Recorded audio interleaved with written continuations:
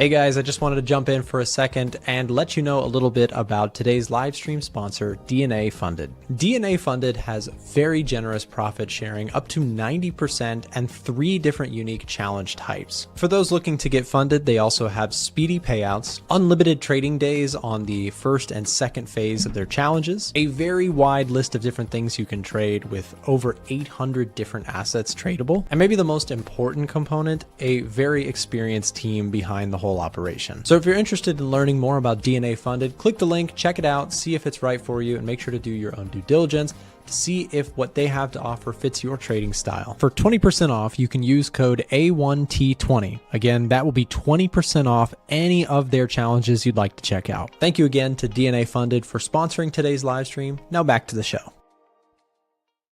All right, everybody, good morning. Welcome back to another live stream. Happy Thursday to you. Hope you're doing well, trade safe in these markets, and let's have a look at things.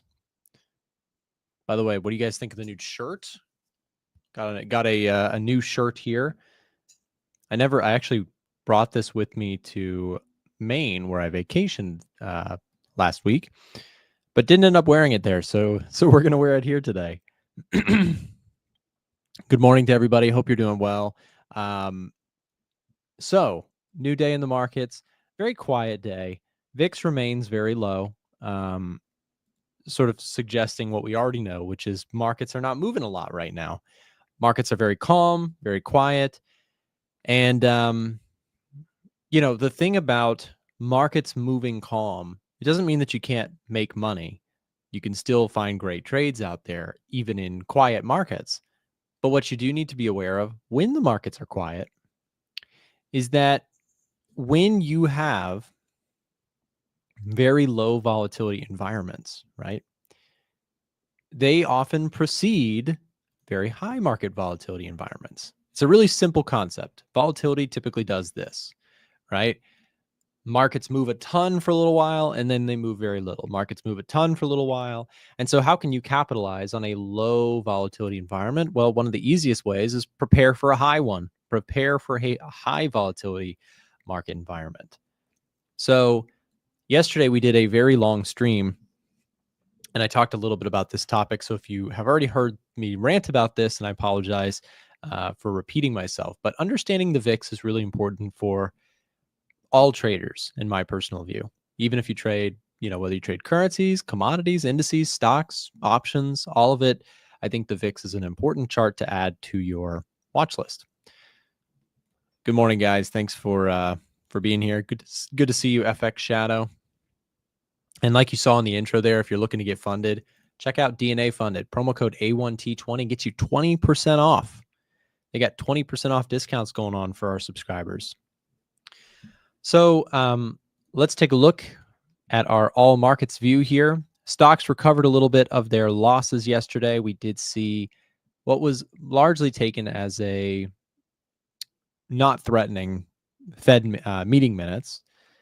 Committee seems kind of split when it comes to the Fed. Some Fed officials seem like they want to cut interest rates, and some seem like they want to hold interest rates. Now, I discussed yesterday a little bit of bullishness on the dollar from my part, which is a change because in recent weeks and months, I've been more on the bearish camp of the US dollar. And when I say more bullishness, I need to rephrase that. I'm not bullish on the dollar, but I'm also not bearish on the dollar either now. I think a really simple way to understand why, by the way, ignore this wire here. I'm pulling internet through my office this morning. Got a whole bunch of junk from the ceiling, tiles or whatever all over my brand new shirt. I was slightly angered by it. I'm not going to lie. I had kind of a frustrating morning.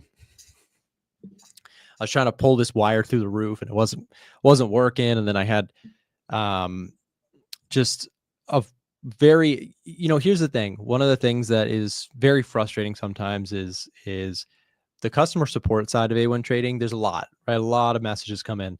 Every once in a while you get people who are just very, very frustrating. They ask the same question over and over and over. And if you've worked in retail or you've worked in restaurant or you've worked Anything where you're customer facing, then you are very well aware of that frustration. It's a very annoying thing when you just have that one customer who just keeps bugging you, asking the same question.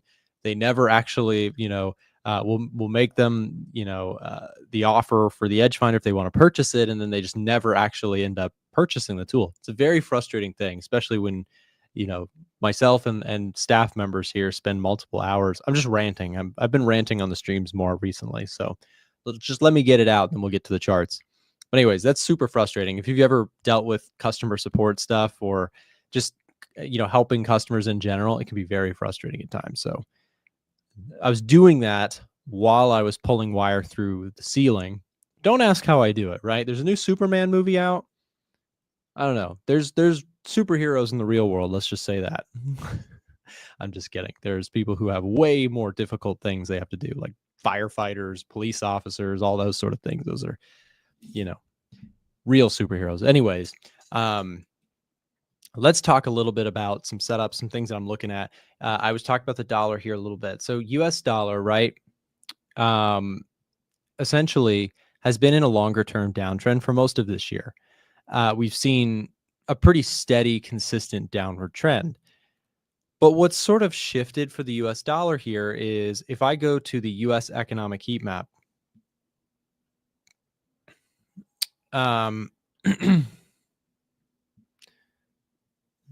yeah, I mean, that is exactly what it's like sometimes.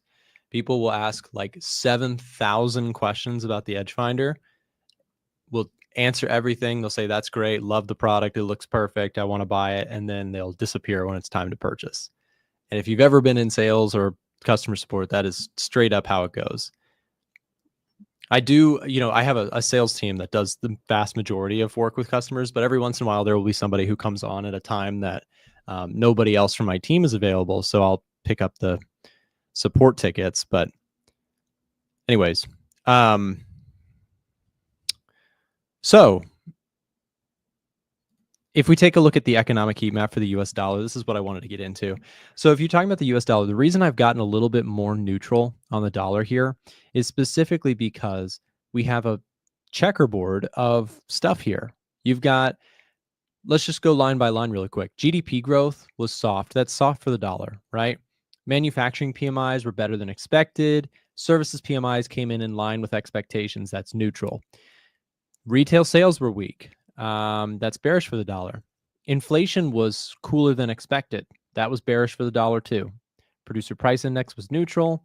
PCE was higher than expected on a headline basis. Wage growth year over year ticked lower. That's bearish for the dollar. A little softer in inflation could suggest rate cuts. But then the labor data was actually, it held up pretty strong relative to expectations. You had an impressive tick lower in unemployment rate. So that was bullish for the dollar. Jobless claims last week. We'll get fresh data on this in just a second. If they are higher than expected, right, that's going to be worse for the dollar, and lower than expected would be good for the dollar. Just think logically for a second. Why would lower unemployment claims be positive for the job, for the dollar? Well, less people filing for unemployment is good. So we'll take a look at that statistic in just a second. That's going to be coming out in the next few minutes. Job openings also were better than expected. That's bullish for the dollar. But then you have ADP. ADP was a big miss. Non-farm payroll was a big hit, right? House price index lowered, right? So that was bearish for the dollar. House prices are a big impact on the US dollar. And then mortgage applications came in 6.7% surprise to the upside. That was strong for the dollar. So you have mixed reporting here. So this is why, right? This is why the US dollar for me is very neutral right now. I can't get on the side of, now there are times where you'll come to this channel and I'll take a look at this and this is all red or all blue. But right now we've just got a very scattered economic reading. So I can't really make a strong call as to whether I think the dollar in the short run is going to be up or down. Trading is easier than sales. I'm telling you, sometimes it feels like that. Delta earnings beat. Oh, I own Delta shares. However, I sold a covered call on this. What did, Oh, this is going to throw a wrench in my covered call. I'll tell you that right now. I sold to 55 calls. So I am capped out on gains at $55 per share, which is fine. But I sold those out to August 8th. So if Delta keeps ripping for the next few weeks, I'm going to feel pretty silly for selling those calls. But it's okay. I'll still make a profit on the trade. And I've been wanting to get out of my Delta shares anyways. But that is awesome. Look at Delta Airlines jumping big time. That's a big barometer for the consumer, by the way. Flights coming in strong. That's another indicator, right? Why does the U.S. economic heat map have 12 to 13 indicators, but other countries only have 5 to 6? Yeah, so it kind of depends. Like Japan has a collection, Canada, each one has, more or less depending. But we basically, for the US one, we just have a significant amount of data. There's just a lot of liquidity, if you will, in the data provisions from the US. It's also the most popular economic heat map by far on the Edge Finder. And so we've deep dived further and built more data sets on this. In the future, we may add more to other countries. There is something I need to fix on the EU one. See how this is not blue? This is just a color coding mistake. It needs to be color coded blue. I have that marked in my notes to do. So tomorrow, someone who's listening right now, also we got unemployment claims in just a second. Let me flip over here. Somebody tomorrow check and see if I made that change on the European economic heat map. Unemployment claims come out in just about 1 minute here, guys. Could be impactful. We'll see. Unemployment claims, 30 seconds to go here. We're looking at a forecast of 236,000 unemployment claims. A lower number than that, dollar bullish. A higher number than that, dollar bearish. We'll see if it does anything and how the data falls and how it factors into our calculus or the overall economic heat map in just a moment. Let's see what we get. Breaking news coming in.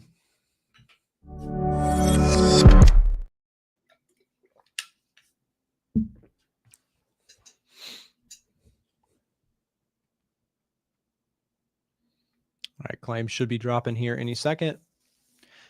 And if you don't get a big move, it is likely due to the number coming in pretty much in line with market expectations, which seems like what we're getting here. Let's see. It's not yet on here. Let's see.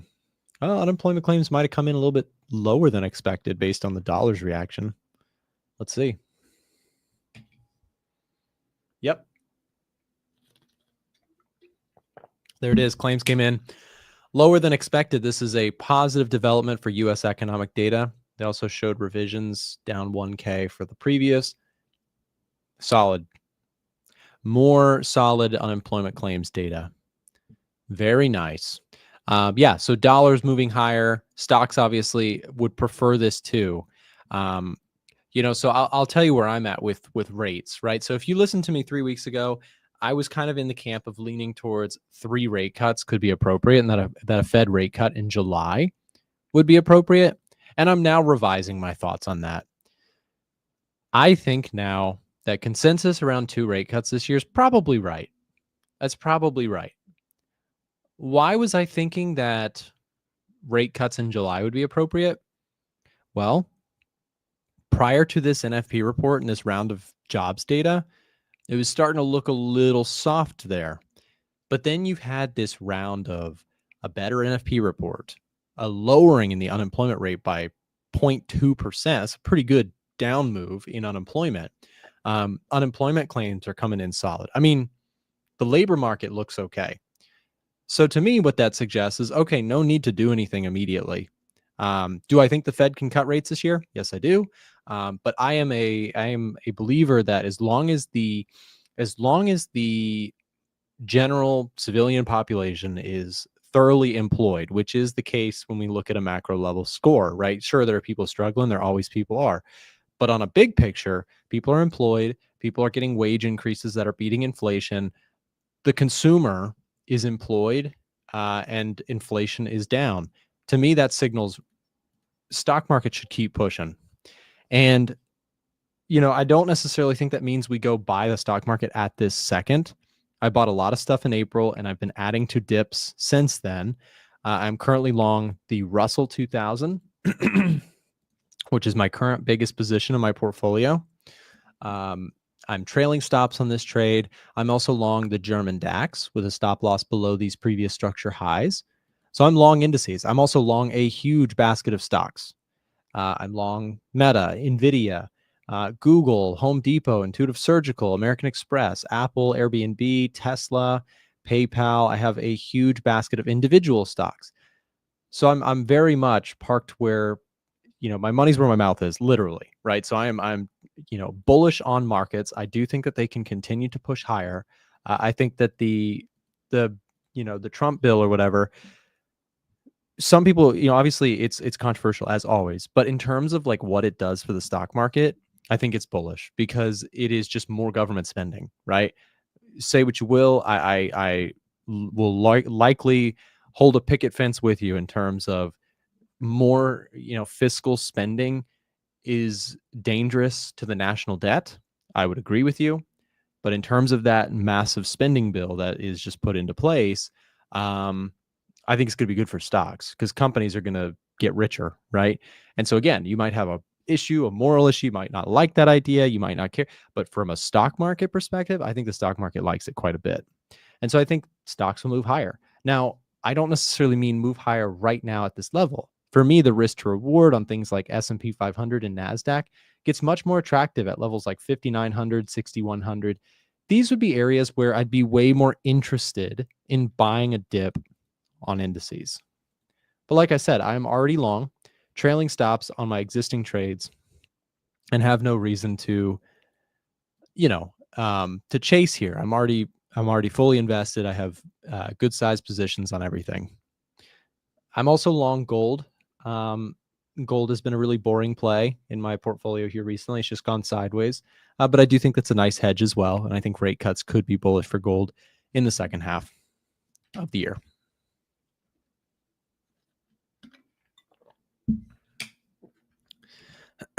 So, top setups. Let's take a look here. What's moving today?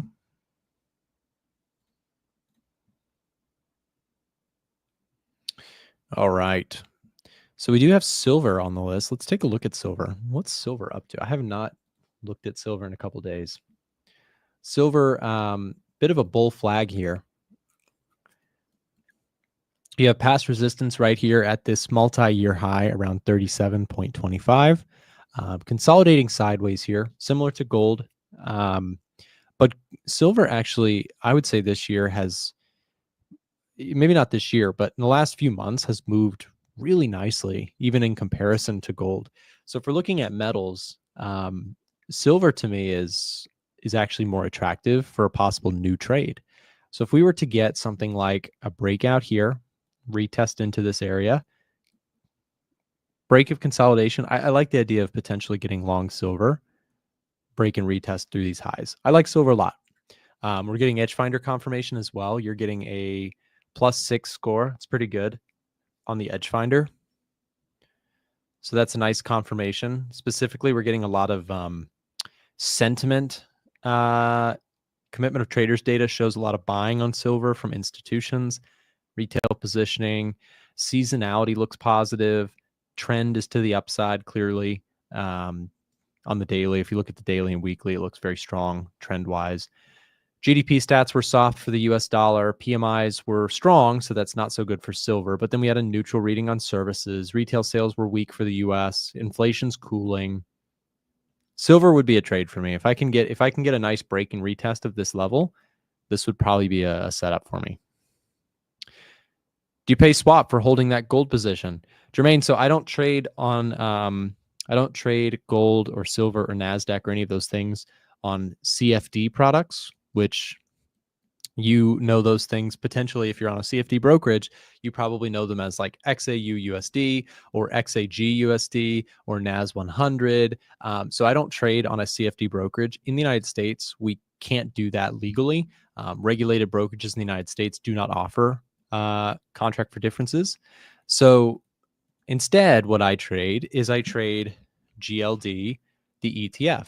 And so when I hold GLD, there is an expense ratio to holding this.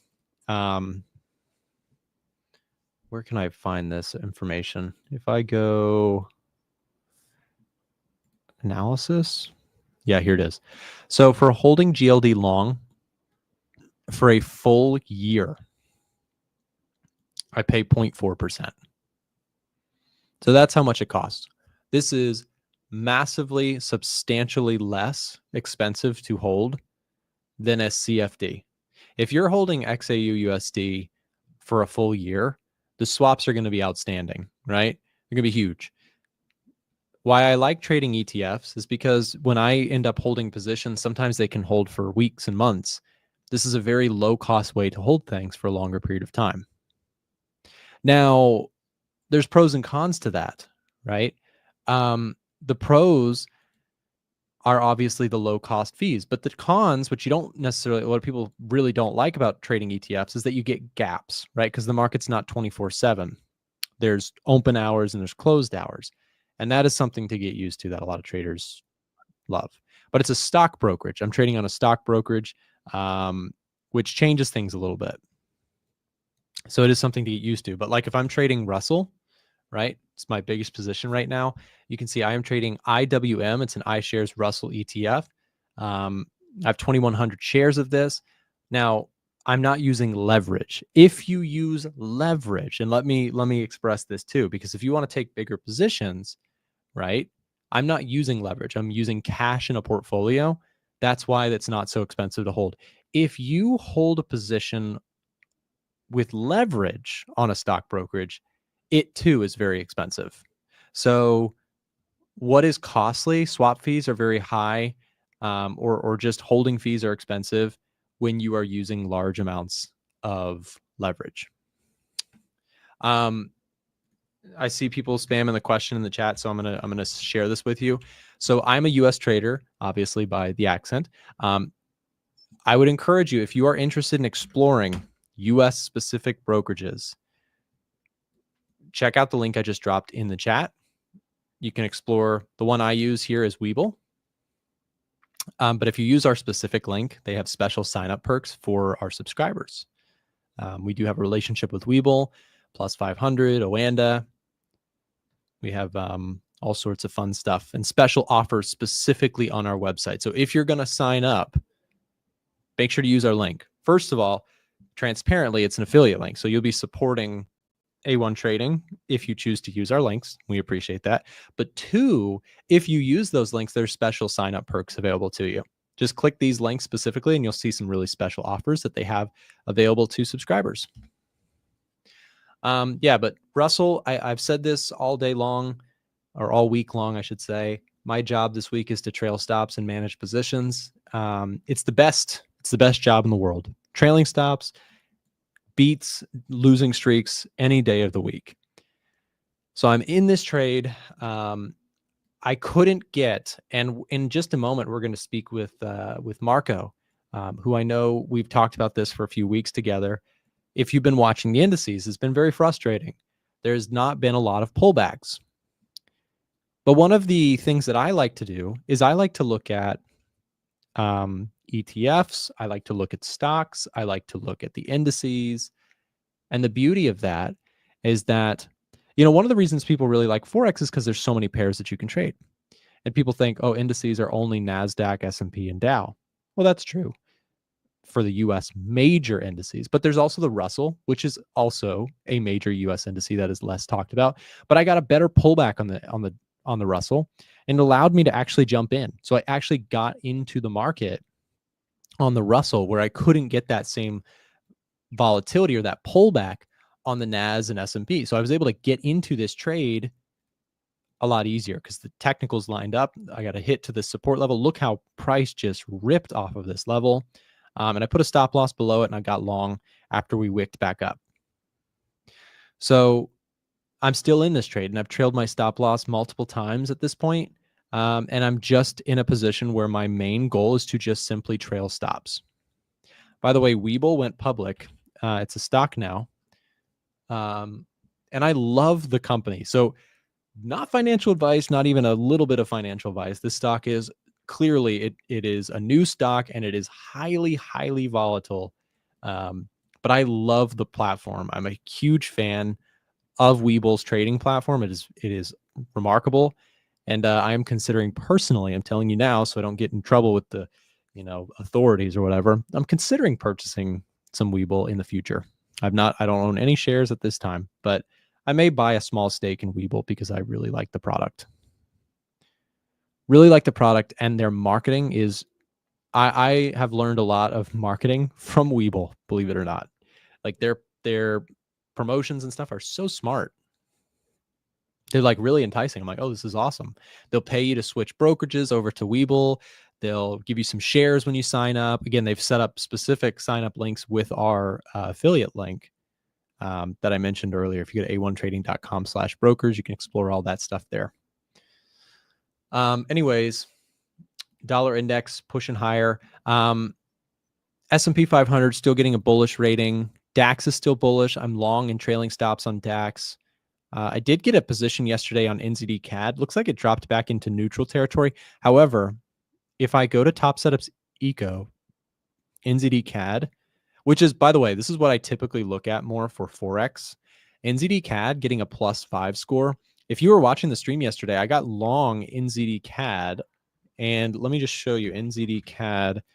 How's this one going so far? It jumped up yesterday. So I'm long NZD CAD with willingness to add to the position down at 79. I would probably try again. I know it's a long ways away, but it's the next really strong area of support. So I went long here. Plan would be to at least get a move up to like 83, right? 0.83 would be an interesting level for me. But that popped up on the Edge Finder Top Setups Eco page, one of our strongest readings here. So I went long yesterday as it tagged into support, currently floating a rough figure of 30 pips or so. But if I make any changes, add to that trade, or take profits on it, I will update that inside of our Discord VIP room. So yeah, that popped up on the watch list and I was like, oop, that's pretty easy. Actually, what I really saw it first on was this economic surprise meter reading.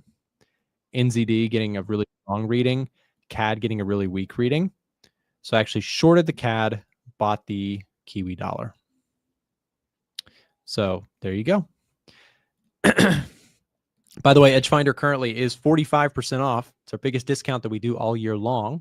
If you're just tuning in and have not heard about this offer, let me tell you really quick about how you can take advantage of the biggest discount that we are doing all year long, which is 45% off the Edge Finder. If you're interested in exploring the full list of tools that is available on the Edge Finder, you can head over to a1trading.com/edgefinder.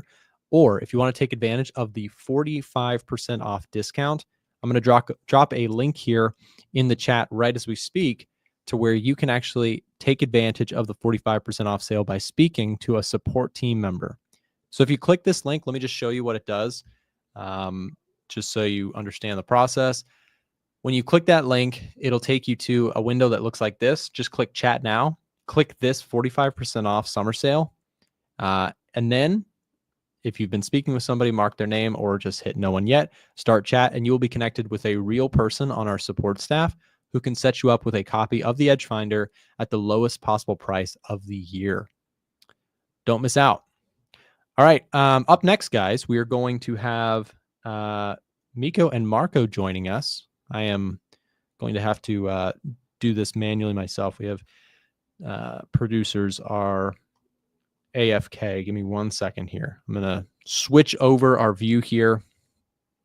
Need to find a promo to run. This is why you have producers, but we have a new dynamic that we're working on. Anyways, coming up just after this. If you're someone in the United States looking for a Forex broker, it's been hard to find recently. There's been a lot of changes in the industry, so I wanted to take a moment to tell you guys about Oanda. Oanda is a US regulated brokerage that allows US traders to trade currency pairs like the euro dollar, the pound dollar, the dollar yen, Kiwi yen, all sorts of different currency pairs. So if you're interested in checking out Oanda, we're going to be dropping a link in the chat right now as we speak. They, again, are a huge brokerage in the United States that allows you to trade without the worry of whether whether or not your account is going to get shut down tomorrow from an offshore, unregulated, sketchy brokerage. They have been around for a long time, and I've used them myself for a number of years. So if you're looking to trade FX and you're in the US, this is the brokerage to check out, in my personal opinion. So take a look at it. We'll drop the link in the chat, like I mentioned, should also be in the description of this live stream. Do your due diligence and see if it's right for you.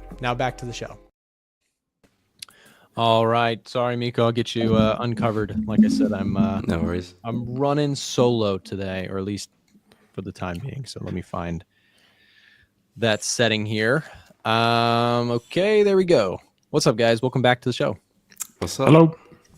So we've done this segment for quite a while, and for new viewers, this is Miko and Marco. They both come on the show on a regular basis, and we look at charts together. We talk setups, trades, ideas. It's a little bit of a popcorn gallery, if you will, for traders. Anyways, what we typically do when we start out these segments together is we talk about, each of us go through a chart of the day that we are most interested in watching, or current active trades that we have that are most interesting to us. Start wherever you'd like, but Marco, what's your chart of the day? So for me, I will mention Bitcoin, because I can see it finally broke out almost out of the all-time highs. I think it did touch all-time highs. So I'm not yet looking for buy setups on this chart, but if we do get a nice big breakout, then I would consider a entry somewhere up here. So I think we could reach 120, maybe even 130 for Bitcoin. So yeah, alert is set, looking for a breakout. Hopefully it does happen. But the chart I'm actively watching, because I have a trade, is going to be silver. So we have overall broken out on the daily chart out of this really flat range. So that was really bullish. And then we got this smaller range starting to form. So I took a buy setup right on the bottom of the range, and I'm aiming for an overall breakout. So I do think silver is a great asset that could appreciate a lot, because we already had a big push up on gold. So silver could very easily follow. And also Edgefinder had a fundamental reading once we broke out of this flat range. So yeah, that's my pick. Silver currently in a little bit of profit, maybe like a 1-to-1. And I'm looking for that breakout. Hopefully we don't range around for too long and that we actually get the breakout. Otherwise, I could be in a trade for a long time and just keep paying swaps, which is not the best option. So yeah. Sure. Yeah, no, I like it. Silver, the chart looks really good, and I definitely like that trade quite a bit. Miko, same question to you. What's your top chart right now? At the moment, I do have a short position on CAD yen. Keeping a close eye on this one, because the yen is still pretty weak at the moment. I'm kind of anticipating some strength coming in for the yen, but haven't really seen that come into action. So I'm kind of having a watchful eye over the position. If the yen doesn't really see momentum soon, I may cut the trade early. But the idea is that I quite like the yen, CAD yen to the downside. We do have somewhat of this bearish structure on the daily chart, and we're starting to run out of steam a little bit. We're seeing some rejection. Perhaps maybe a lower high could present and maybe a swing to the downside. So I quite like it in terms of the risk reward potential. There's a big swing potentially on the cards there. And hopefully, if the yen does gain strength, this can really push through. But CAD yen is kind of the only market which I've been interested in lately. I'll keep an eye on the USD pairs, not quite set up for me. I quite like CAD yen right now, but I have to keep a close eye on the yen itself. I'm looking at the yen basket, which still looks relatively weak. And so if I don't see much momentum soon, I may just close the trade early and potentially look to re-enter at a later date. But yeah, CAD yen shorts is currently where my attention is at. Sure. Yep. Love it. CAD yen. CAD looks really weak right now. I have seen that on, both in the price action, but also it's our lowest read in terms of a economic surprise recently. Most of our metrics here within the Edgefinder on the economic data side are showing some real weakness for the Canadian dollar. So we'll see how that plays out. My chart of the day, I know this is, I'm just touting a winner here, but I've got a Russell trade that is running really well right now. Just keeps going and going. And these are, for me, I know we all have like different we all have different phases in trading. Like there are times where I'm jumping into trade after trade and taking, a punch to the face, right? So there's times where I'm in a losing streak, but then for me, there's also times where with my strategy, it's rare, but it's amazing when it happens. I have rarely these trades that run like a monster, and they just keep going and going and going.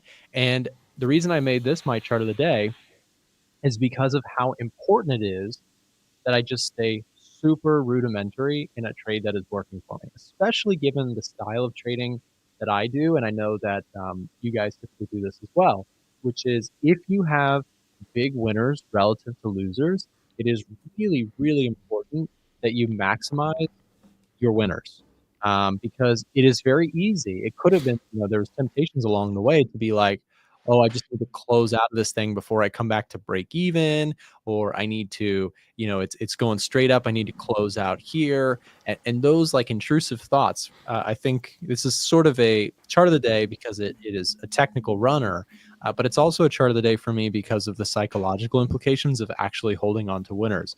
I don't know if you guys have done this before too, but I actually did a poll 2 or 3 different times in my YouTube career, and I asked the crowd, what do you struggle with more, holding on to winners or holding on to losers?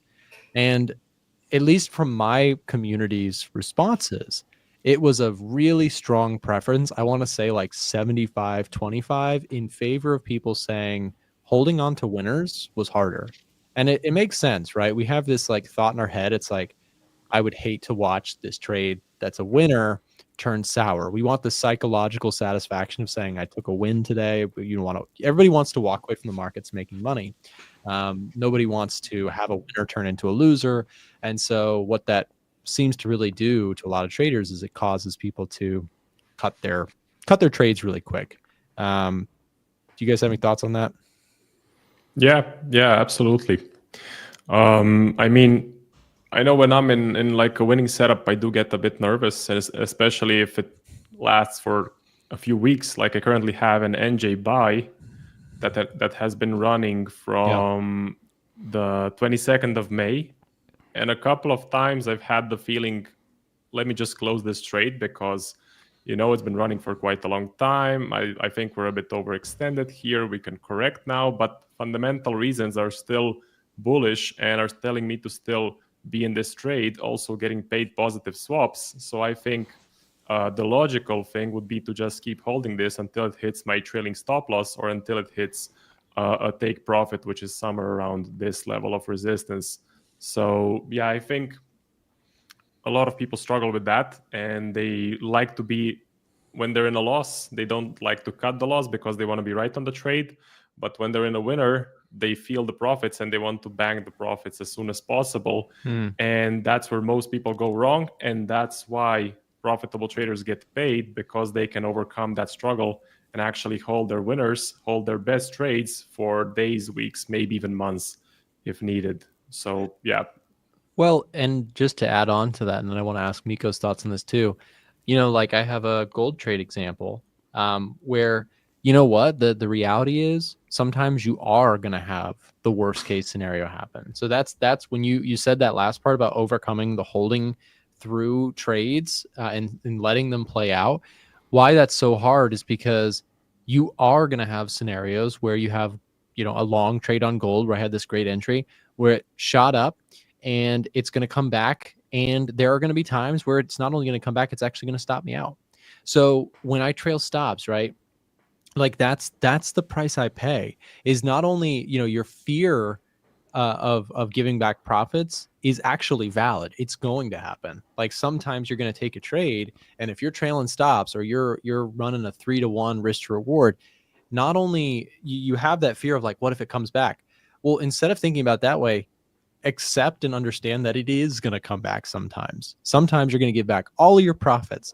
And that is something that is so hard to come to accept, but also required in order to capture really big winners. Like you have to keep the risk on in order to capture those huge rewards. You can't have the reward without taking the risk. It's just not how markets work. Miko, what are your thoughts on that? Holding winners, your style of moving stops or moving your or setting your take profits? How do you handle that? And do you kind of lock something in with trailing stops for people who are not super familiar with your style? Yeah, it's a very important topic because, well, especially if you're looking for bigger winners, there's kind of two ways to approach trading. You either win a lot and win small, or don't win as much but win big. And if you are going for that latter kind of style, then actually more often than not, you will see winners push in your favor actually come back and take you out for a break even or a loss. It will actually happen more frequently than it will continue. So the fear is genuine, but I feel like with that type of style trading, it's very, very important to look back over your trades, because that will actually give you confidence to actually hold in the future. Because at the end of the day, trading is a combination of maths. How often do you win? How big is the wins? Does the sum outweigh the loss? And if that's the case, then that could really give you the confidence to potentially hold for those bigger winners, because you don't need every trade to be a winner, don't need every big trade to be a big winner. But yeah, if it's enough, it's enough. And in terms of my style of trading, I do look for bigger winners. It depends on the trade, but I can look for very big winners where I could be holding for over a month, or I could potentially be in it for maybe a couple of days. I am quite active in terms of my management, so I do trail to break even. I do take partials as well. I feel like that psychologically does help me hold for the bigger winners, because early in my trading it's quite difficult to hold for bigger moves. So psychologically going to break even, taking partials, which actually looking back is not necessarily optimal in terms of really maximizing your profit, but in terms of consistency, he does a good job at managing the equity curve and managing my psychology as well. So I think those techniques are something to experiment with, but it's each their own at the end of the day.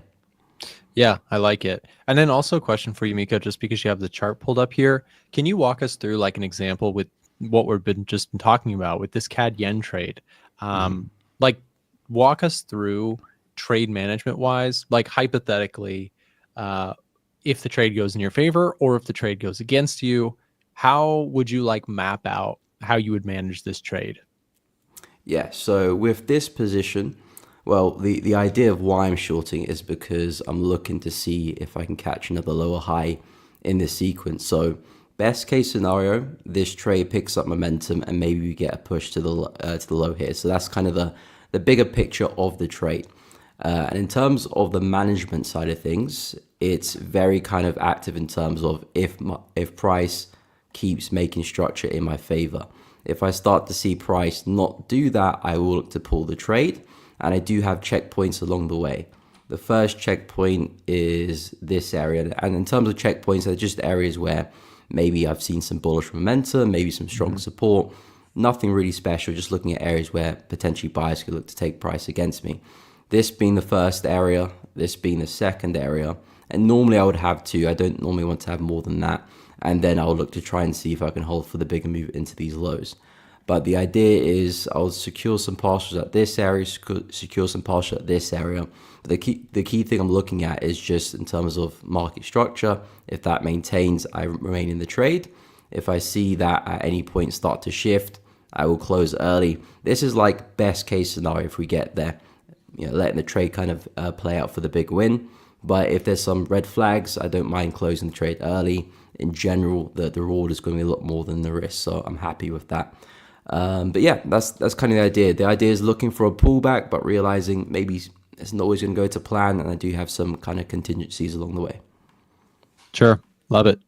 And then Marco, I guess same question to you, because I think the concept or the theme today of trade management is just such an important one.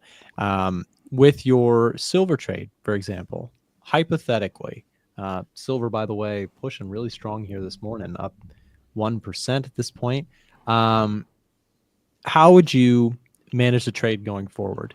Like, for example, if you get, let's just say it keeps trending ideally in your direction, how do you manage that trade?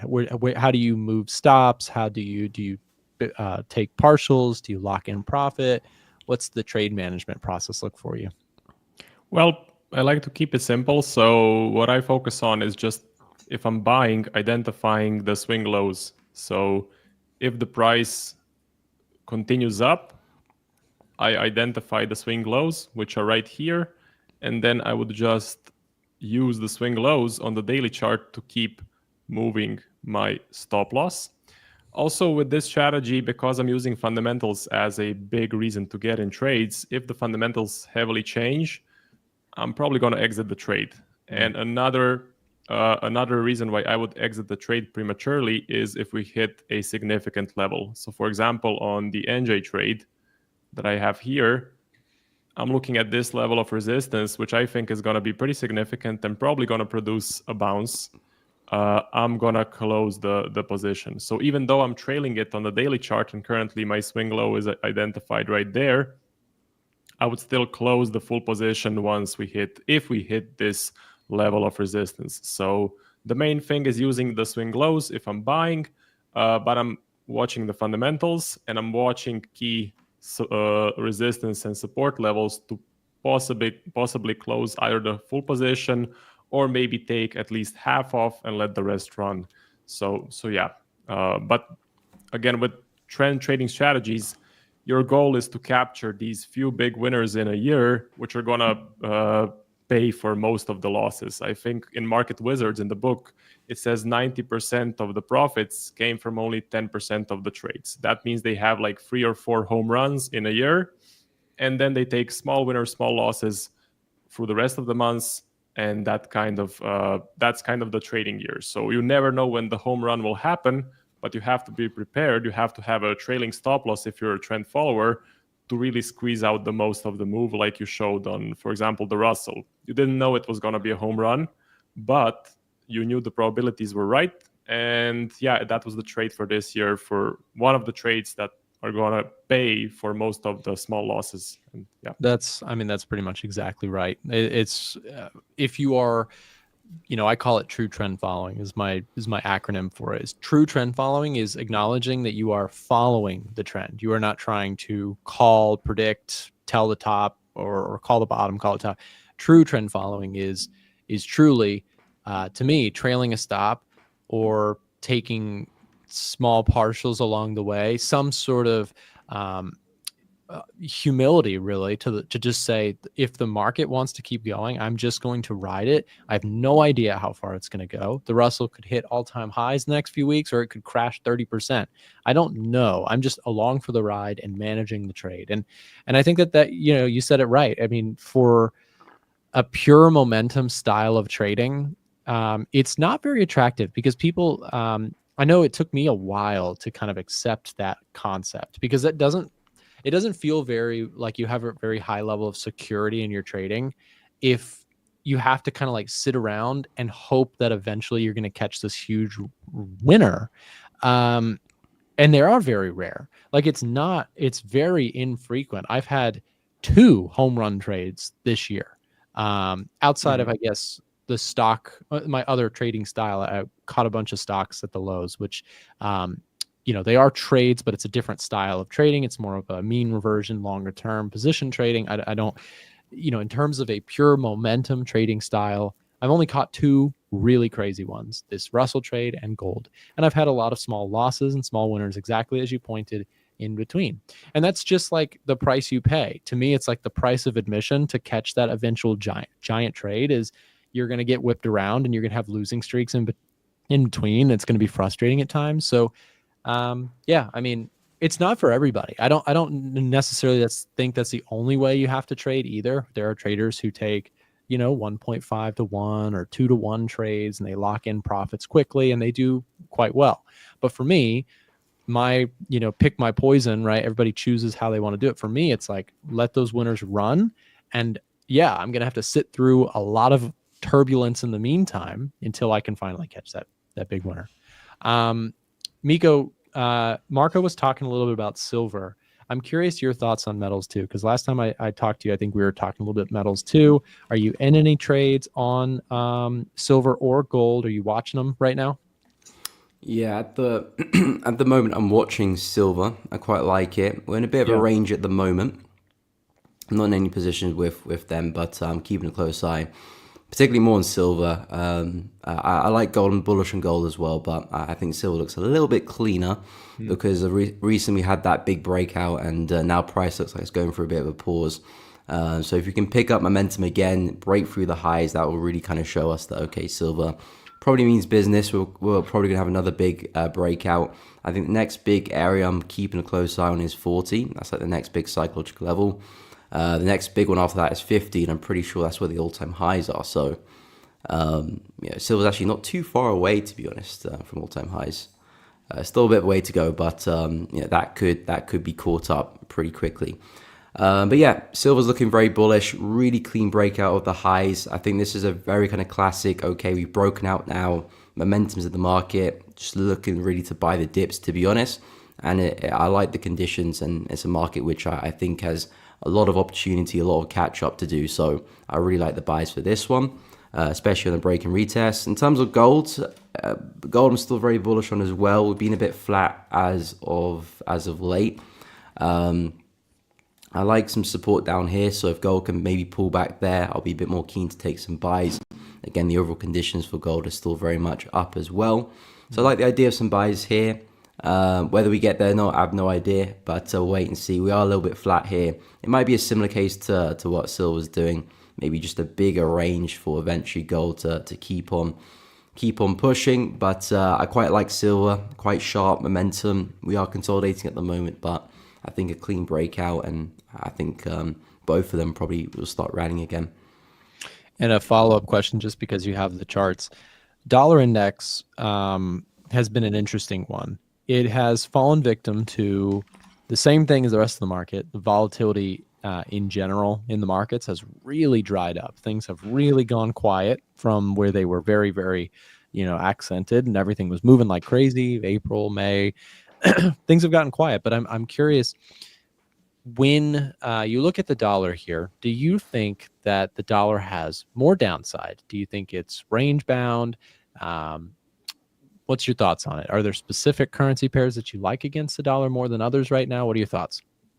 Yeah, so dollar has been pretty bearish, but I'm starting to get some insight in terms of, I think the market's starting to run out of juice a little bit. I mean, the market's still bearish, it's still forming lower lows and lower highs. I wouldn't be surprised if you form another lower high and continue back down again. But I do think a bigger move to the upside is on the card soon. Now, like I said, it might be this week, it might be the week after next, it might be next month. But I'm not so keen to keep shorting the dollar anymore.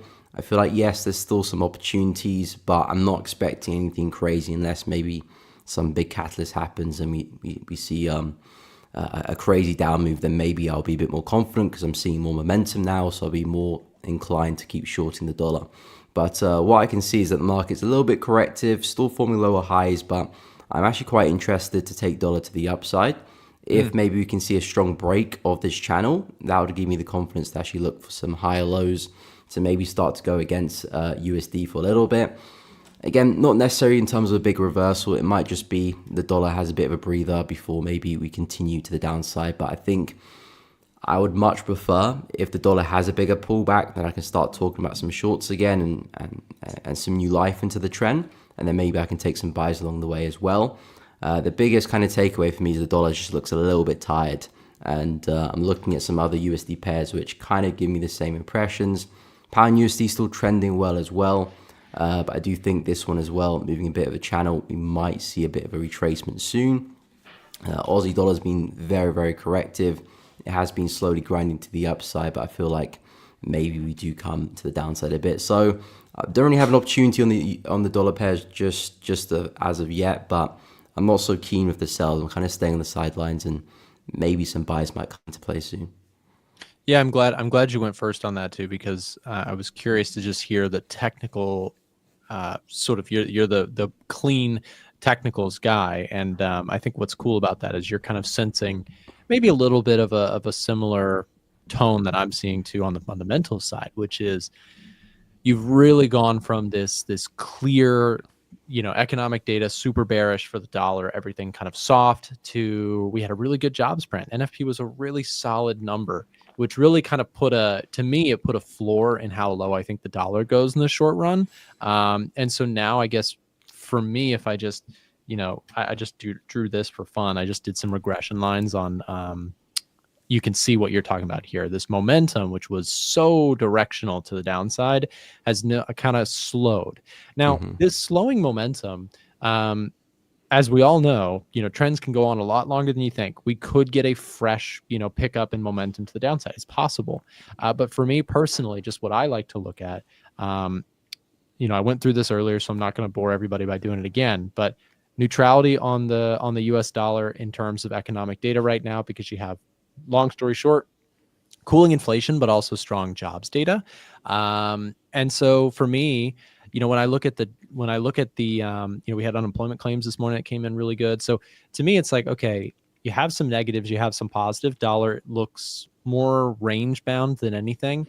And I really think the next catalyst for a more clear direction is probably going to be CPI, which is next week. So CPI could give us some more decisive, if you get a really cool print, perhaps that gives some more momentum to this to continue. But if we get a hot print, it could change things around. So I know that sometimes, new traders who are listening right now could be like, you guys are just covering your bases. You're saying it could go up, it could go down. But right now, what I'm really saying is that the inputs for me, which are the economic data, are just too mixed to call a direction. There are times where you'll tune into a stream and Miko, Marco, myself will have a more decisive decision or more decisive kind of action that we're looking to take on something. But then there's times to be neutral.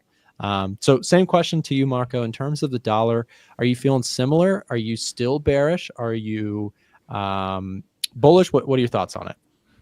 Yeah, for the DXY, let me just bring it up here. I would say the short trade on the dollar is very crowded.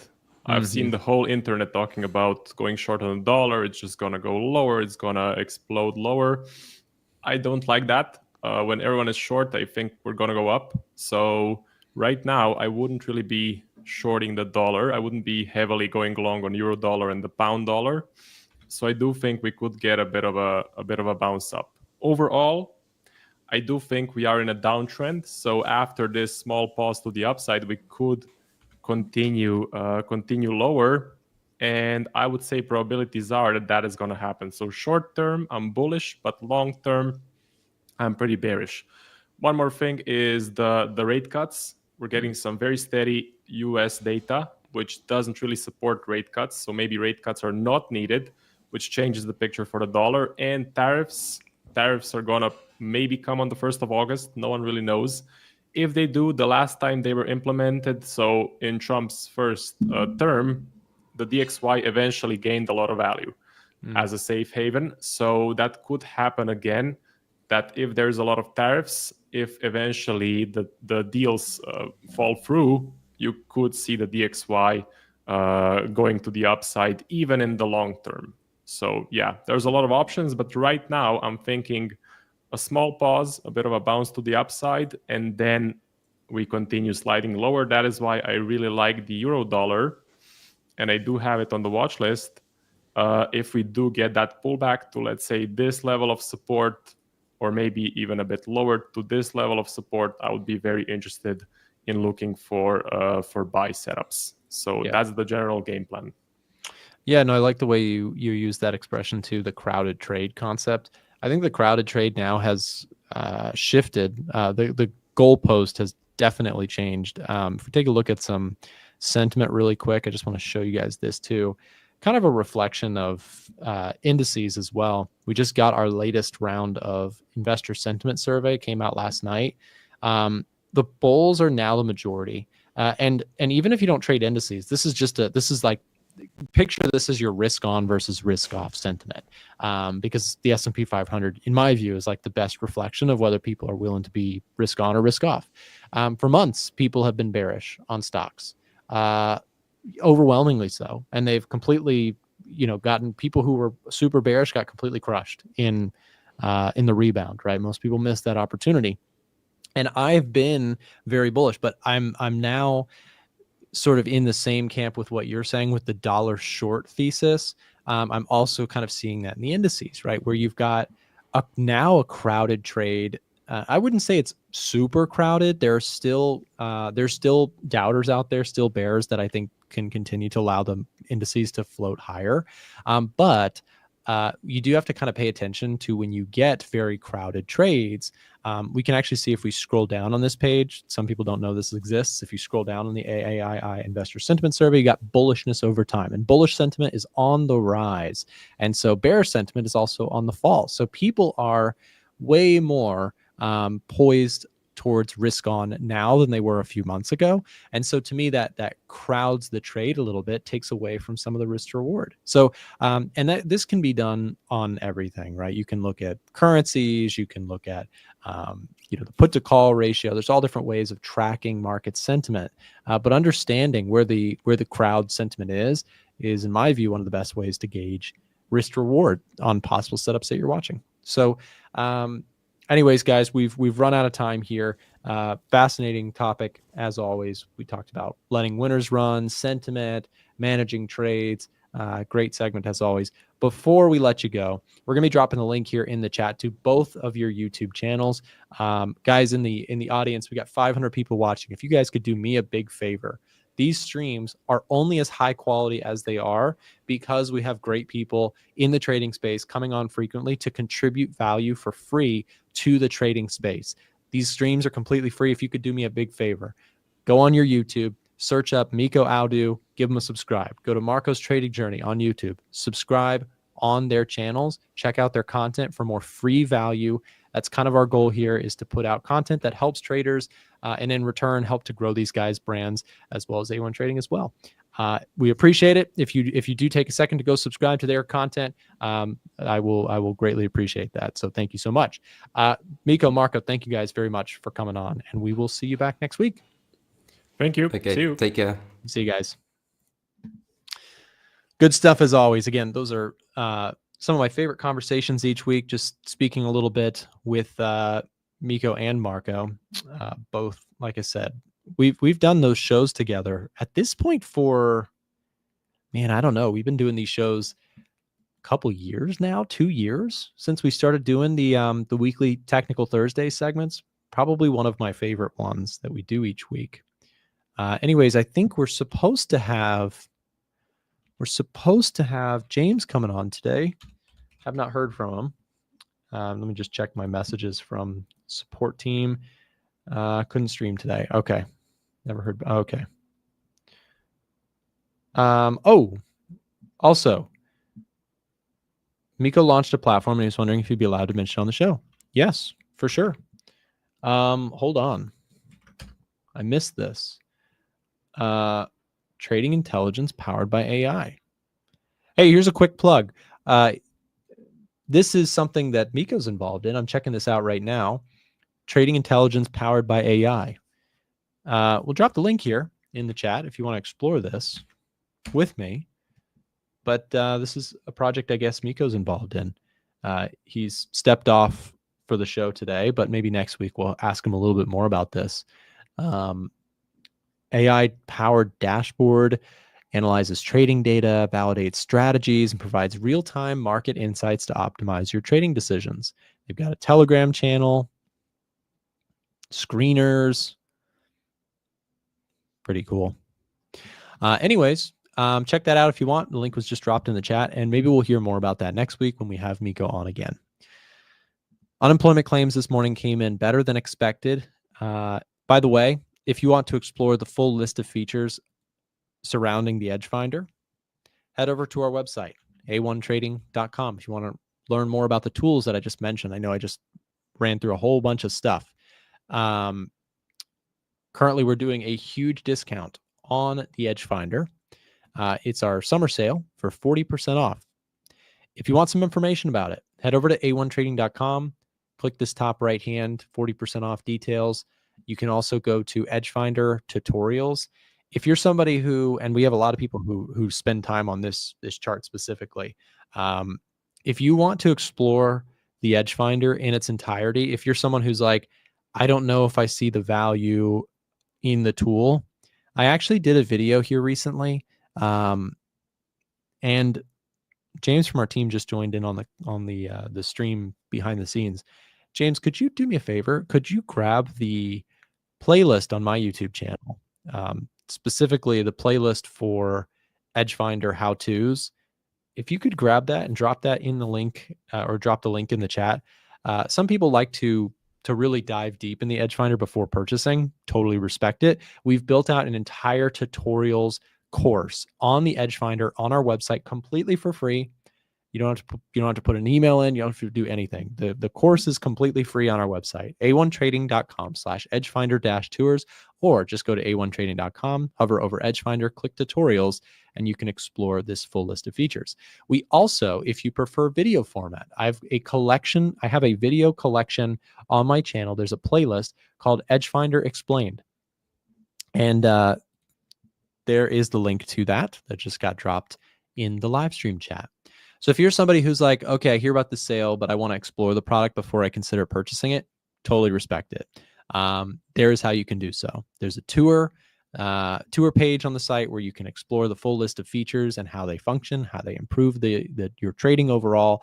And then also we have a YouTube playlist where you can explore the full list of features in video form if you would like.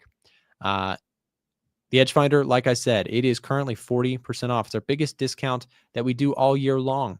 If you send us a direct message as we're speaking right now, you can actually get 45% off. We do it slightly more discounted if you send us a direct message on the website. The reason we do that is because this gives us a chance to speak with you and to make sure it's a good product for you, answer any questions you have about it, and for your time and consideration of the tool, we'll offer an additional 5% off the tool. So for all that information, if you want to chat with a member of our support team, there's the link. Check it out. Okay, guys, we're going to end the stream there. Thank you very much for tuning in today, and we will see you on the next one. See you guys. Thanks again for watching today's show. Our goal at A1 Trading is to continue to share free value to our audience through daily videos and articles, keeping you up to date with the latest market coverage. If you enjoy our content, make sure to subscribe for more. From all of us at A1 Trading, have a great day, and we'll see you next time.